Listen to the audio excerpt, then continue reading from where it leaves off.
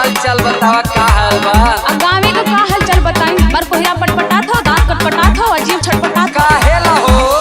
बम्बई में जाने बाटो तारा रजऊ। अरे वो तो हमार जीवे जानता। तो बम्बई में जाने बाटो तारा रजऊ। एने हम के सतावट बाटे जाड़ा रजऊ।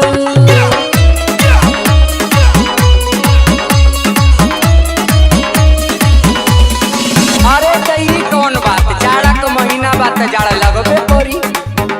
अरे तो कुछ इंतजामो करबा।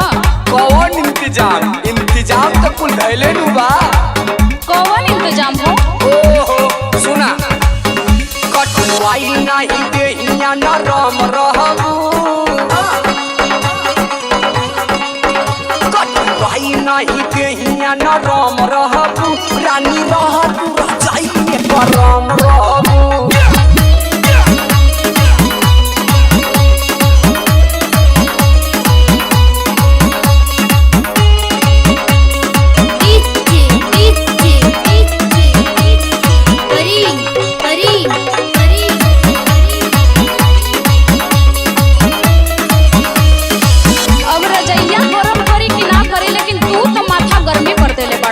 माथा गरम ऊ काहेला हो।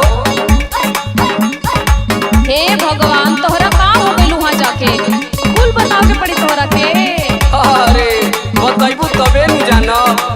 माथा हमार ना गरम कर सैया।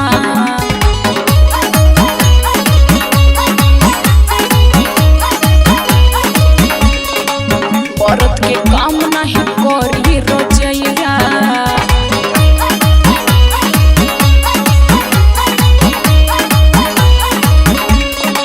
माथा हमार ना गरम कर सैया। मरद के काम नहीं करी रजैया। घरे आवा तू बढ़ावा ना पहाड़ा रजऊ। घरे आवा तू बढ़ावा ना पहाड़ा रजऊ। एने हम के सतावत आटे जाड़ा रजऊ।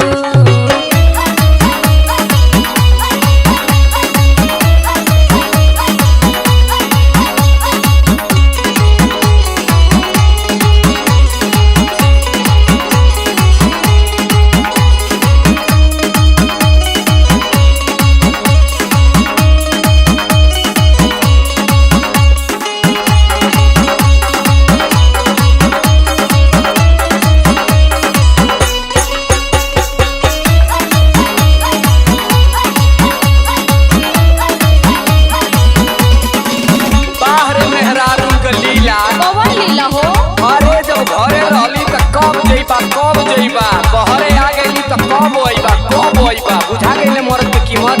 मरद माने प्याज हो, साल में एक बार भाव बढ़ेला। सुन सुन रहनी जे